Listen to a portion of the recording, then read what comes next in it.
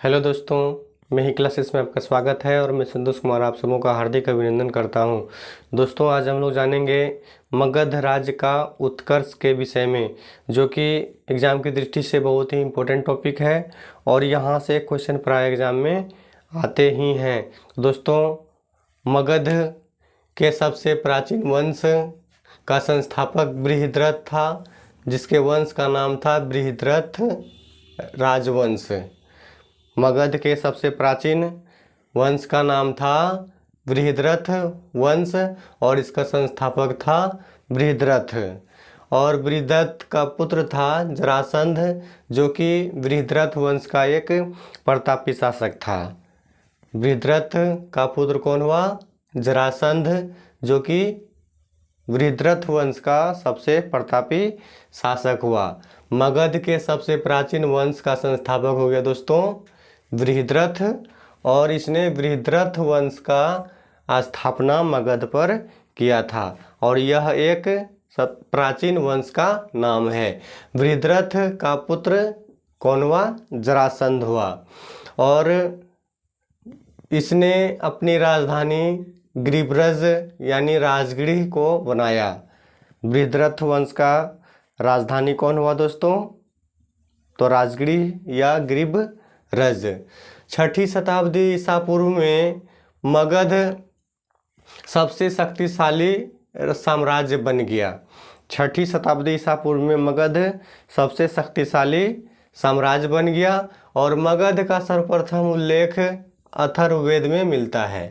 मगध का सर्वप्रथम उल्लेख अथर्ववेद में मिलता है और 6ठी शताब्दी ईसा पूर्व में मगध सबसे शक्तिशाली साम्राज्य बन गया था।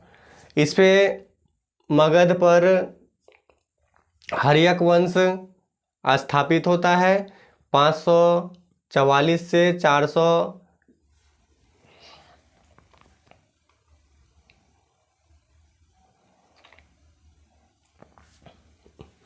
मगध पर एक वंश हर्यक वंश स्थापित होता है 444 ईसा पूर्व में। मगध पर हर्यक वंश स्थापित होता है 444 ईसा पूर्व में, जो कि इसका संस्थापक हर्यक वंश का संस्थापक बिंबिसार था। हर्यक वंश का संस्थापक बिंबिसार था और बिंबिसार को ही हर्यक वंश का वास्तविक संस्थापक माना जाता है। बिंबिसार को हर्यक वंश का वास्तविक संस्थापक माना जाता है और बिंबिसार 444 ईसा पूर्व में राज सिंहासन पर बैठा था। बृहद्रथ वंश के बाद जो है मगध पर हर्यक वंश स्थापित होता है और हर्यक वंश का संस्थापक कहा जाता है दोस्तों। 15 वर्ष की अवस्था में यह राजा बना था। 15 वर्ष की अवस्था में मगध के साम्राज्य का शासन शुरू किया था और इसने अपनी राजधानी गिरिब्रज यानी राजगृह को बनाया। बिंबिसार अपनी राजधानी गिरिब्रज या राजगृह को बनाया। बिंबिसार महात्मा बुद्ध का अनुयायी और मित्र था। महात्मा बुद्ध का मित्र और अनुयायी था बिंबिसार। बिंबिसार को सैनिक भी कहा जाता है। बिंबिसार को सैनिक भी कहा जाता है, जिसका अर्थ होता है सेना रखने वाला। बिंबिसार को सैनिक या सैनिक बिंबिसार को सैनिक या सैनिक कहा जाता है, जिसका अर्थ होता है सेना रखने वाला।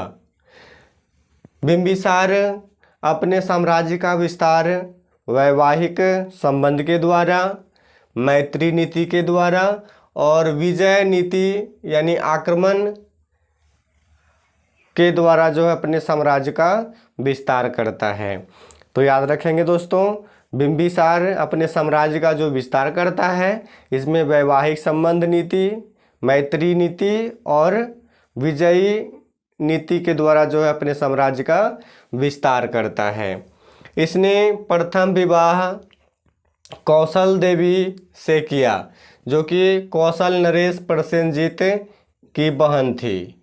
कौशल देवी बिंबिसार अपने साम्राज्य के विस्तार के लिए प्रथम विवाह करता है कौशल देवी से, जो कि कौशल नरेश प्रसेनजीत की बहन थी, और दहेज में इसे काशी को दे दिया जाता है। बिंबिसार को दहेज में काशी को दे दिया जाता है। दूसरा विवाह चेलना से की जाती है। दूसरा विवाह बिंबिसार चेलना से करता है, और जो कि लिच्छवी शासक चेटक की पुत्री थी। चेलना कौन थी? लिच्छवी शासक चेटक की पुत्री थी। इसके बाद बिंबिसार तीसरा विवाह करता है, जो कि राजकुमारी क्षेमा से इनका विवाह होता है, और यह मध्य प्रदेश की राजकुमारी थी। क्षेमा जो थी वह मध्य प्रदेश की राजकुमारी थी। वर्तमान में यह पंजाब के क्षेत्र में पड़ता है। तो बिंबिसार वैवाहिक संबंध के द्वारा जो अपने राज्य का विस्तार करता है। बिंबिसार अंग महाजनपद के शासक ब्रह्मदत्त की हत्या कर दी और वहाँ का उपराजा अजातशत्रु को बनाया। जब वह अपने क्षेत्र का किलाबंदी करने के बाद, पूरी तरह से सुरक्षित महसूस करने के बाद, जब वह अंग महाजनपद पर आक्रमण करता है, तो उस समय अंग का शासक था ब्रह्मदत्त। ब्रह्मदत्त की हत्या कर देता है बिंबिसार, और उसके बाद अंग साम्राज्य को मगध साम्राज्य में मिला लेता है, और अंग का जो है उपराजा अजातशत्रु को बनाता है। इसके बाद दोस्तों अवंती के शक्तिशाली शासक चंड प्रद्योत, अवंती महाजनपद का जो शासक था दोस्तों वह चंड प्रद्योत था। अंग साम्राज्य को अपने साम्राज्य में मिलाने के बाद वह अवंती के शासक चंड प्रद्योत पर आक्रमण करता है। जब आक्रमण करता है चंड प्रद्योत पर, तो दोनों शक्तिशाली होने के कारण यह युद्ध और निर्णायक हो जाता है, और निर्णायक होने के बाद दोनों में मित्रता हो जाती है, और निर्णायक होने के बाद दोनों में मित्रता हो जाती है। इसके बाद जो है चंड प्रद्योत अपने अवंती में शासन करते हैं, और उसके बाद बिंबिसार मगध चले आते हैं। इसके बाद दोस्तों बिंबिसार का राजवैद जीवक था। बिंबिसार का राजवैद जीवक था, और जब चंड प्रद्योत पांडु रोग से पीड़ित हुआ था, जब चंड प्रद्योत पांडु रोग से पीड़ित हुआ था, तब बिंबिसार जो है राजवैद जीवक को उसकी सेवा शुरूशा में भेजा था। तो इन्हें भी याद रखेंगे दोस्तों। जब चंड प्रद्योत पांडु रोग से पीड़ित था, तो बिंबिसार अपने राजवैद जीवक को जो है उनकी सेवा शुरूशा में भेजा था। इन्हें भी याद रखेंगे। और इसके बिंबिसार के शासनकाल में जब महात्मा बुद्ध आए थे, तो महात्मा बुद्ध की सेवा के लिए भी जो है राजवैद को नियुक्त किया था बिंबिसार। जब महात्मा बुद्ध बिंबिसार के शासनकाल में मगध आए थे, तो उस समय भी जो है बिंबिसार राजवैद जीवक को जो है भगवान बुद्ध की सेवा के लिए भेजे थे। इन्हें भी ध्यान में रखेंगे। इसके बाद अजातशत्रु ने 492 ईसा पूर्व में अपने पिता बिंबिसार की हत्या कर देता है और राजा बनता है। 492 ईसा पूर्व में अजातशत्रु अपने पिता बिंबिसार की हत्या कर देता है और वह राजा बनता है। इसके बाद हर्यक वंश के दो शक्तिशाली शासक बिंबिसार और अजातशत्रु हुए।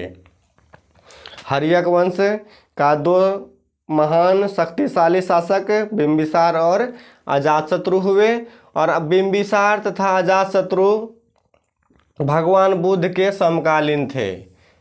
भगवान बुद्ध के समकालीन थे। बिंबिसार और अजातशत्रु किसके समकालीन थे? भगवान बुद्ध के समकालीन थे।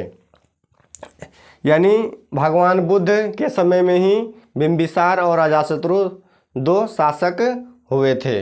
इसके बाद दोस्तों हर्यक वंश में बिंबिसार प्रथम शासक होता है।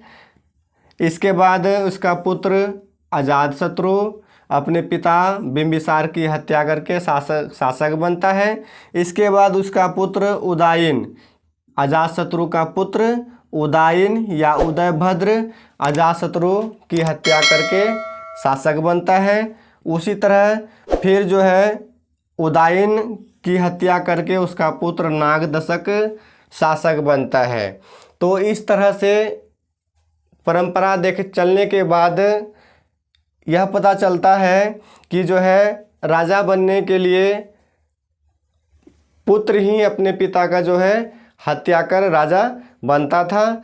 इस तरह से इस वंश को यानी हर्यक वंश को पितृहंता वंश भी कहा जाता है।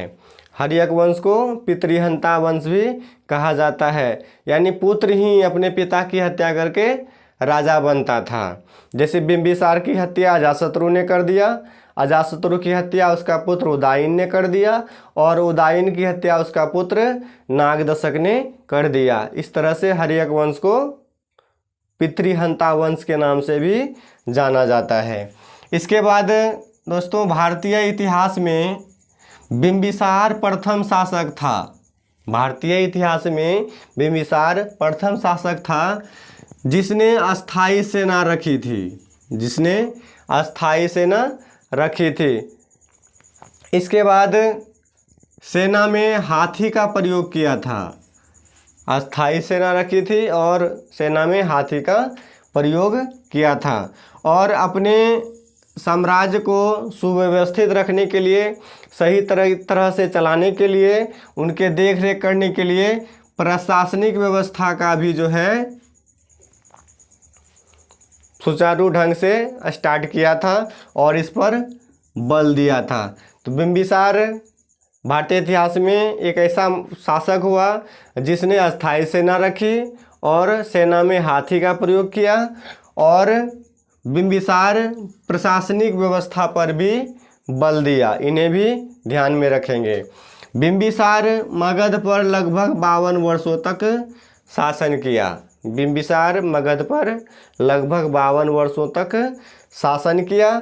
इसके बाद जो है अजातशत्रु 492 ईसा पूर्व में इनकी हत्या कर देता है। इसके बाद अजातशत्रु मगध का शासक बनता है। दोस्तों अगले वीडियो में हम लोग अजातशत्रु और उदयन के विषय में जानेंगे। तो यह वीडियो आप लोगों को कैसा लगा ज़रूर कमेंट कीजिए, लाइक कीजिए, शेयर कीजिए।